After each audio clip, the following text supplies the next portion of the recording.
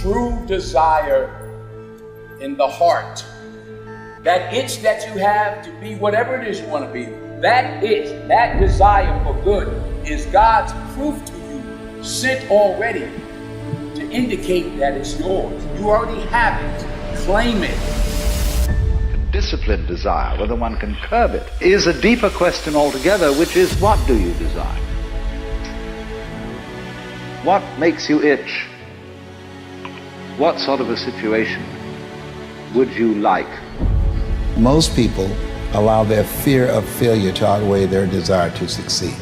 If you have this burning desire inside of you, and you'll know what that feels like if you have it, you just need to go full force, block out all the negativity and everything else that is around you telling you that you can't do it. What do you believe you've been destined to do? What talents, skills, giftings, and abilities do you possess to support your desire to do it? You could literally go accomplish anything in your life if you have this extraordinary desire to achieve them. But here's something I do know, sometimes desire waits for a trigger, waits for something to happen. Who knows what the happening may be? A song, the lyrics, a movie, the dialogue, a seminar, a sermon, a book, an experience, confrontation with an enemy. Whatever the experience it is, it's so valuable. You have to electrify the desire that you have. Only you know what you want. Listen to me. Only you know what you are capable of doing. Only you know what you dream about. Only you know what the next level is for you. If you want to be what you want to be, have what you want to have, do what you want to do, man, you got to have that desire. You against you. I'm letting you know that you got to make the opportunity happen.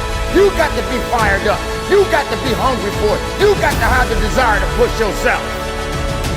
It comes from not talking about I want it. It comes from having this desire, knowing that I got an opportunity. Every day I wake up, I got a chance to make my dreams become reality.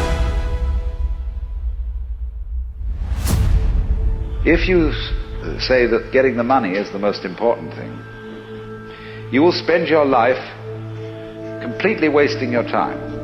You'll be doing things you don't like doing in order to go on living, that is, to go on doing things you don't like doing, which is stupid. Better to have a short life that is full of what you like doing than a long life spent in a miserable way.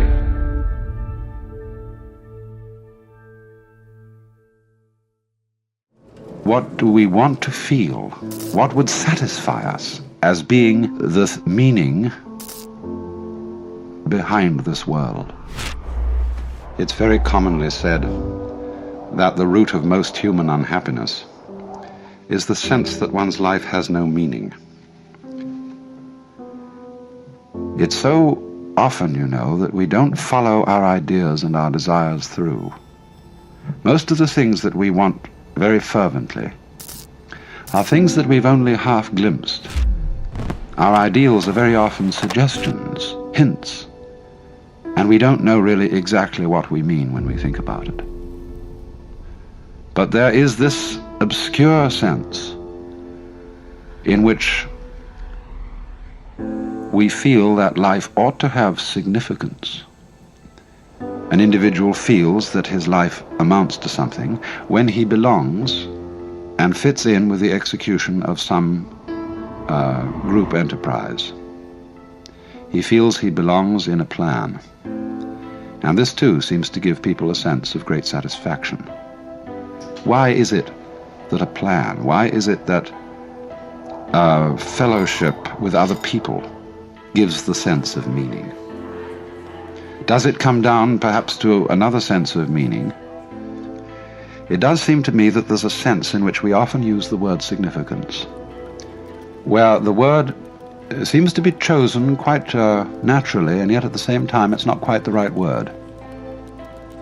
We say, for example, often of music, that we feel it to be significant, when just at the same time we don't mean that it expresses some particular kind of concretely realizable emotion, and certainly it's not imitating the noises of nature. It is felt to be significant, not because it means something other than itself, but because it is so satisfying as it is. The fact that you're still alive and still on this earth, even though it's been challenging and rough, and sometimes you get discouraged and uninspired to keep going. God has a plan. You will grow through what you go through.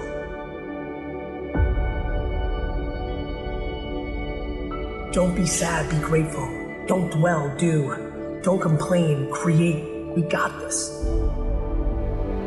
As long as there's breath in my lungs, there's hope in our hearts, and giving up's not an option. You and I and we, no matter what your unique situation, your storm, your struggle, your trauma, your abuse, your wounds, your scars, no matter what they are, you are not a product of your past. You are not a product of your environment or your current unique situation, but you are always a product of how do we navigate through our storm. And so we're all waiting for perfect. It's an illusion that will never come to you, and it's an excuse to never show up and play. Your story is not meant to be your fortress. Your story is meant to be your fuel. You cannot win the war against the world if you can't win the war against your own mind. That dream is not going to wait and say, take a breather. It's going to say, come catch me. Catch me if you can. You got to block out all of the noise around you that's going to tell you you can't do it. Just believe that you can. Tell yourself, I am more than my circumstances. I am more than my demons. I am great, and I will give my gift to the world, because this is what I was born to do. Go get it, son. Go get it. Be sweet. Go get it. Be sweet. Go get it. Be sweet. Go get it. Be sweet. Go get it, son. If you're going to see it, if you're going to see breakthrough, then you are going to have to be okay with the process that is required. The one thing you need to do to go where you've never gone before, to have what you never had before, is to change the way you think. You're at the edge, watching someone else live, wondering what it's going to be like when you jump without ever jumping.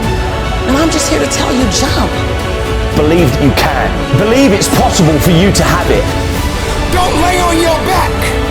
Anything that comes your way, you got to be prepared to accept the challenge and go through it. And stop thinking about the negative. Stop talking about the negative.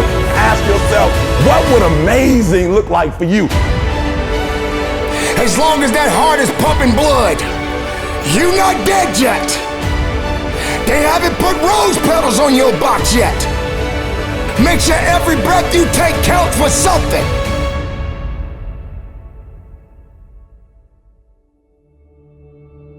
Continue to pursue purpose.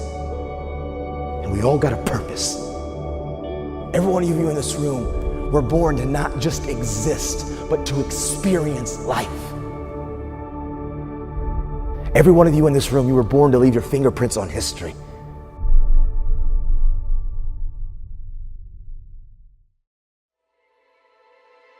Everything I ever did, the thing that I heard out of people's mouth was, that's impossible.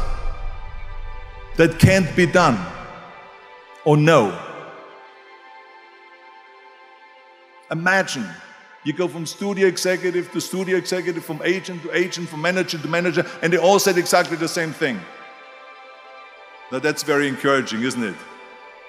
But you know something? I didn't give a shit. Because I believed that I can be a leading man.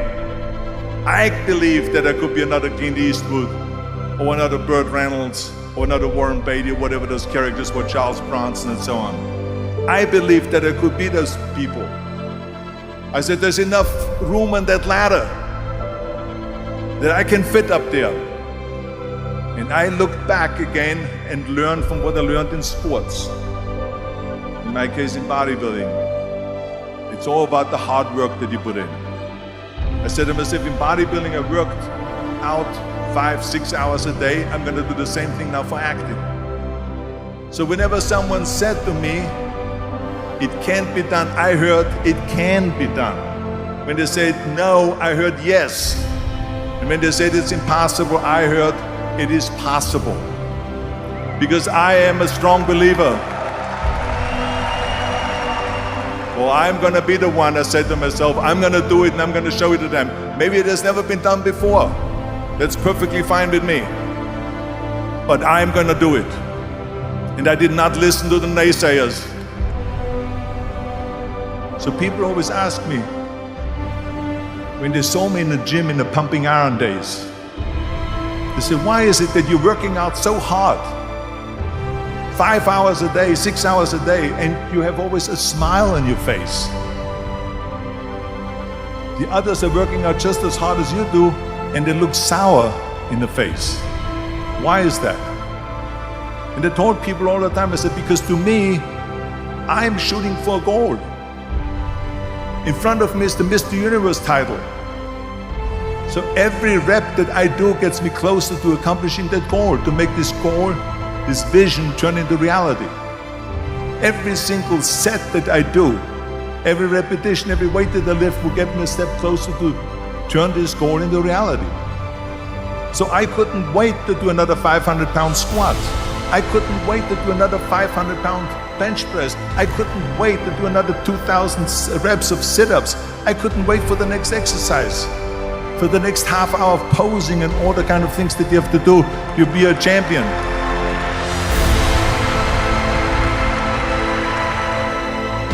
The very body that they said can never be sold because the time is wrong. A few years later, I'm doing Conan the Barbarian, and it was the #1 hit at the box office when it came out in the summer of '82. Think about that. And the director says, if we wouldn't have had his body, we would have had to build one. I mean, think about it. And at the end, I was just not visualizing just my exercise, but I was really lifting the trophy over my head. That's what I was thinking about. And with the age of 20, I went to London and I won the Mr. Universe contest as the youngest Mr. Universe ever. And it was because I had a goal.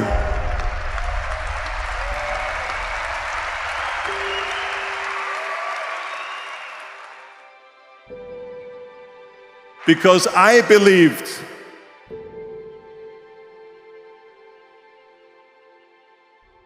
Boy, and she had the goods on me too. She knew all my little peccadillos. People call these things imperfections, but they're not. Oh, that's the good stuff. You're not perfect, sport. And let me save you the suspense. This girl you met, she isn't perfect either. But the question is whether or not you're perfect for each other. That's the whole deal. We don't say rising into love.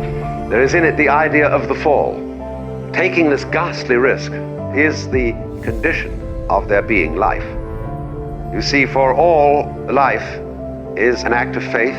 The moment you take a step, you do so on an act of faith because you don't know that the floor is not going to give under your feet. The moment you take a journey, what an act of faith. Any kind of undertaking in relationship, what an act of faith. You've given yourself up. This is the most powerful thing that can be done. Surrender. See, and love is an act of surrender to another person. Total abandonment. I give myself to you. That's quite mad, because you see, it's letting things get out of control. If I worked on the light, it would take care of the rest. You bring the light in, and that takes away the darkness. And that's love. Love is ultimately light. When you feel love, you feel light. There's a lightness inside. It's a fundamental truth. Love is the strongest force ever. And so I will greet this day with love in my heart. I will greet this day with love in my heart, and I will overcome evil. Self-love is the cure to self-hate. I don't love me until you tell me that you love me. I don't like me until you tell me that you like me. Most of the people out here are running around empty. They have no sense of self, no sense of self-love. When I say self-love, it has nothing to do with celebrity, money, materialistic things, and all of the things that your negative mind could probably go to. I love me independent of you loving me.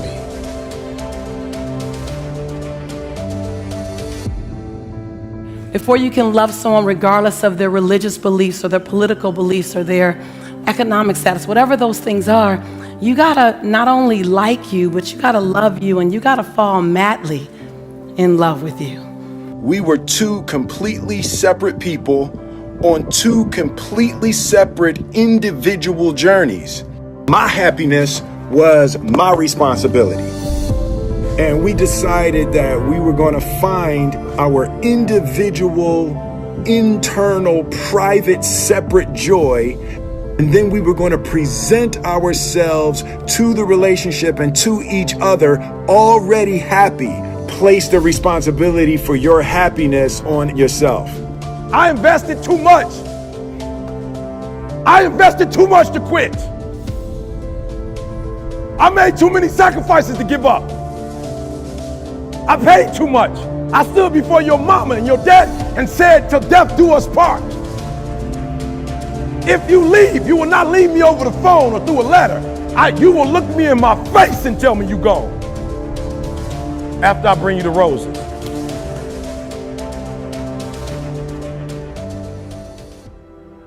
One of the worst phrases we've ever created was, "You gotta see it to believe it." It's a phrase created by cynical people with small minds that have not got any hope that things can get better. Can you imagine what the world would be like if everyone believed that this was true? We'd have no cars, no planes, no light in the dark. We'd never have computers or mobile phones. We'd never climb mountains, break records, or go to the moon. I used to believe this rubbish. People have it completely the wrong way round. Nothing can be achieved, conceived until first it's believed. You have to believe it to see it.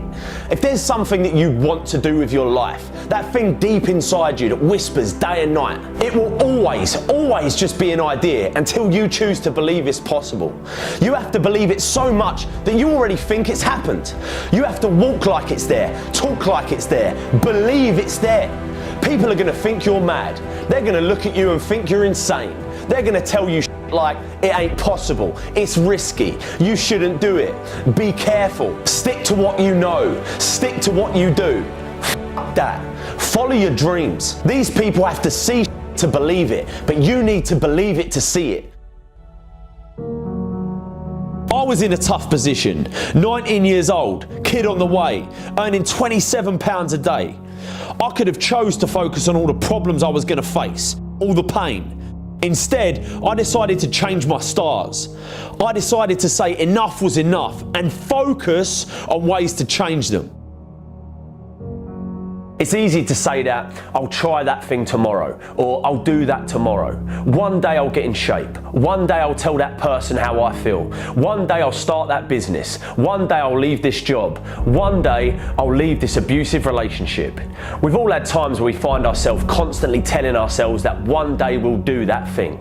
The problem is, we look at all these opportunities around us and we say they're risky. What you've got to realise is life in itself is risky. It ain't important how long you live, what's important is how you live. When life gets on top of you and you feel like it's all becoming too much, it's easy to let things spiral out of control. I've been there. That place where you feel like the weight of the world is on your shoulders. Things don't go your way, that promotion at work you don't get, you don't make the team, that person you asked out said no, your business is struggling, the bills are piling up. We all go through dark times. My advice to you is to focus on finding the light. If you spend all your time focusing on all the problems in the world and all the problems in your life, you ain't going to be happy. It's easy in the world that we live in today to be consumed by all the media-filled negativity in the world. You can't turn on the TV without seeing some negative story, all the bad. Everyone has problems. The difference between the people who are happy and the people that ain't is that the people that are happy choose to focus on the solutions to the problems they face rather than the problems themselves. You always have a choice. Amazing things happen when you believe you have something. Your brain actively goes out to make it happen. It starts to notice little subtle opportunities that you would have otherwise deleted because it knows it's got a job to do to get you what you want. It's all about perspective. constantly tell yourself how much worse things could be, and you can actually be thankful for the way you've got things at the moment. Your world and your life can truly be anything you make it, but you've got to make it. Don't take it lightly. Start building discipline into your life by not taking the easy way out. Most of us are told growing up that we can be anything we want to be. And most of us hear it, but we don't listen. We don't believe it. I'm here to tell you today that it ain't a load of rubbish. It's true. You can be who you want to be. You can do what you want to do. See what you want to see. It's all in your power and no one else's. But you got to believe it. If you believe it, you can achieve it, baby. Whatever it is, I used to believe to my core that I was going to run my own company and make more money than I currently did and have a family and be happy. Even when I was dead broke, skint as a bean, I would never worry because I believed with everything in me that I could change it. You got to stare all that in the face and say, you can't beat me, I'm too strong. What most people do is they roll over, but you can't. It ain't going to be easy. Most of the time you're going to feel like there's no way out, that you can't do it. But listen to me when I say there is always hope. You have to take control and attack it head on. Because as soon as you do this, just once, just like a muscle lifting weights, you become stronger. You become comfortable being uncomfortable. And before you know it, you become a machine, and nothing on the outside can affect you because your mind is trained to beat it down. Never run, always fight. Take control of your life and you'll change it forever. Go get in shape. Go tell that person how you feel. Go start that business. Go leave that job. Go leave that abusive relationship. Deep down you know you should do it, but you've got to risk it all. Not doing it definitely guarantees one thing, that you'll get to the end of your life and regret that you didn't even try.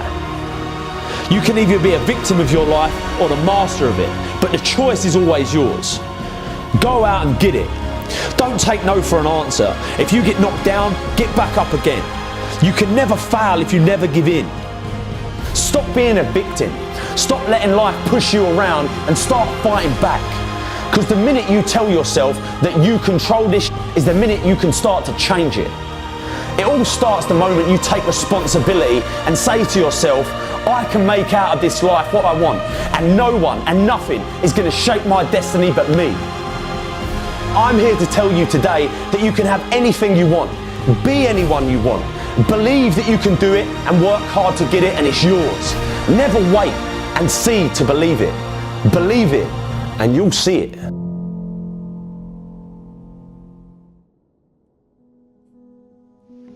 And we use then this word significance. So often, in those moments when our impetuous seeking for fulfillment cools down, and we give ourselves a little space to watch things, as if they were worth watching, ordinary things. And in those moments when our inner turmoil has really quietened, we find significance in things that we wouldn't expect to find significant at all. I mean, this is, after all, the art of those photographers who have such genius in turning the camera towards such things as peeling paint on an old door, or mud and sand and stones on a dirt road, and showing us there that if we look at it in a certain way, those things are significant. But we can't say significant of what so much as significant of themselves. Or perhaps significance then is the quality of a state of mind in which we notice that we're overlooking the significance of the world by our constant quest for it later. All this language is, of course, quite naturally vague and imprecise, because I think the wrong word is used.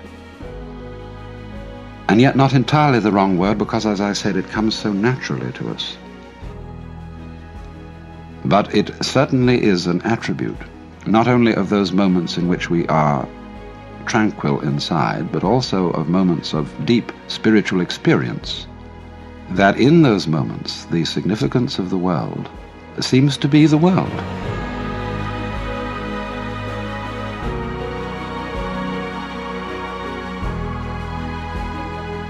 Seems to be what is going on now.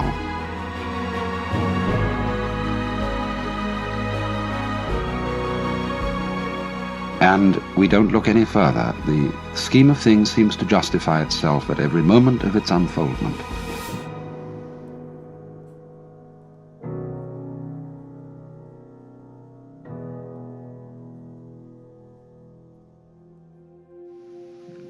Again, the character of this feeling is, again, something that is fulfilled in itself. To dance is not to be going anywhere. When we dance in the ballroom, we don't have a destination, we're just going round the room. And it's in doing this, it's in executing the pattern, in singing the music with other people, that even though this doesn't point to anything outside itself, we again get the sense of meaning. We might say the point of the individual is simply that he contributes to the welfare of the race. And the point of the race is that it reproduces itself, to reproduce itself, to reproduce itself, and keep going. Now that isn't really a point at all. That's just fatuous. Surely the race keeps going because going is great, because it's fun. And if it isn't, and never will be, then there's no point, obviously, in going. I mean, looking at it from the most hedonistic standpoint. In other words, this strange world, with its weird forms, and when you look at them from a certain point of view, stones, and trees, and water, and clouds, and stars, when you look at them from a certain point of view and don't take them for granted, they are just plain improbable. And it is in this sense, I think, that they are the Alleluia, as it were, the nonsense song. Why do we love nonsense? Why is it that when we get hep with jazz, we just go booty booty boopty boo and so on and enjoy ourselves swinging it? It is this participation in the essential, glorious nonsense that is at the heart of the world,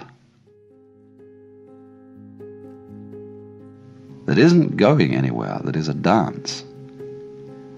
But it seems that only in moments of unusual insight and illumination that we get the point of this, and find that thus the true meaning of life is no meaning, that its purpose is no purpose, and that its sense is nonsense.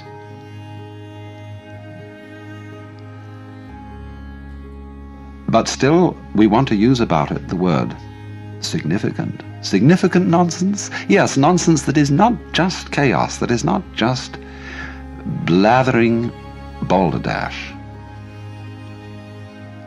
but that has in it rhythm, fascinating complexity, a kind of artistry.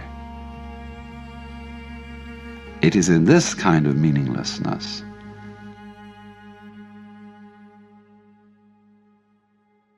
that we get the profoundest meaning.